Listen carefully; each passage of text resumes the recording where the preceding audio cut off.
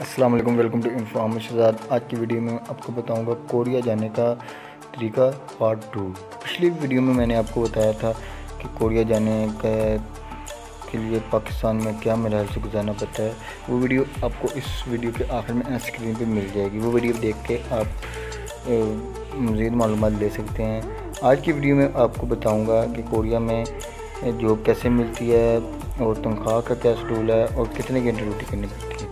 तो वीडियो शुरू करने से पहले मैं आपसे गुजारिश करूँगा कि मेरे चैनल को सब्सक्राइब कर दें और बेल आइकन को प्रेस कर दें ताकि हर आने वाली नई वीडियो आपको जल्दी मिल सके। अब वापस अपनी वीडियो पे आता हूँ।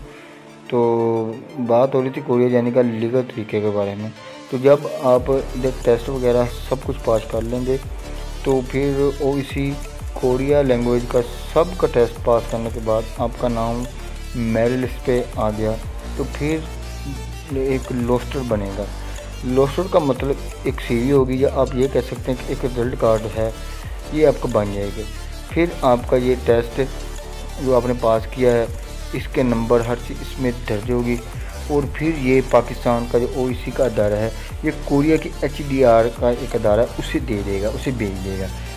फिर ये होगा कि कोरिया के फैक्ट्री मालिकान जिनको पाकिस्तान मुलाजमीन या वर्कर की ज़रूरत होगी वो अपने एचडीआर अदारे से रब्ता करेंगे और एचडीआर इनको इन पाकिस्तानियों का डेटा दे देगा जिन्होंने टेस्ट पास कर मेरिट लिस्ट में आए होंगे। फिर आपका और इस कंपनी का कॉन्ट्रैक्ट होगा। मेरी मालूमात के मुताबिक ये कॉन्ट्रैक्ट तकरीबन 5 साल का भी हो सकता है, इससे कम और ज़्यादा हो सकता है, लेकिन मेरी मालूमात यही है कि 5 साल का कॉन्ट्रैक्ट होगा। इस कॉन्ट्रैक्ट के बाद तनख्वाह और सहूलियात तय होगी। इधर एक बात और बता दूं आपको कि कोरिया दुनिया का वाहिद मुल्क है जहां जाकर आपको नौकरी ढूंढनी नहीं पड़ेगी। वो जहां से आपको नौकरी तनख्वाह हर सहूलियात तय करके अपने मुल्क बुलाएगा। तो वहाँ पर जो तनख्वाह का सिस्टम है वो मंथली है, वो डेली 8 घंटे ड्यूटी है। छुट्टी हफ्ता इतवार की होती है, हफ्ते में 2 छुट्टियाँ उनकी। और ओवर टाइम जो भी लगता है 8 घंटे के बाद जितना भी ओवर टाइम लगेगा, 1 घंटा लगेगा, 2 घंटे, वो आपकी तनख्वाह में काउंट हो जाएंगे।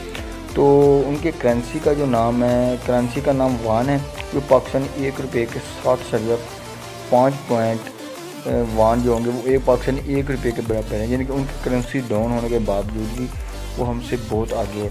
तो तकरीबन कोरिया जाने के लिए लीगल तरीके पर जो पैसे खर्च होते हैं 1,73,000 से लेकर 2 लाख तक तकरीबन हो सकते हैं।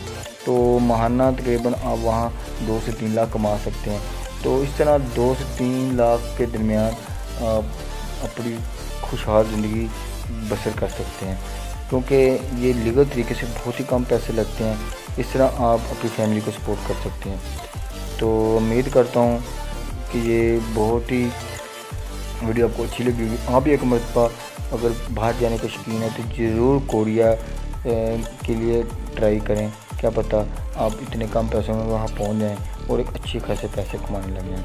अपना बहुत सारा ख्याल रखें। मेरे चैनल का भी अगली वीडियो में मिलेंगे। पाकिस्तान जिंदाबाद, पाकिस्तान जिंदाबाद।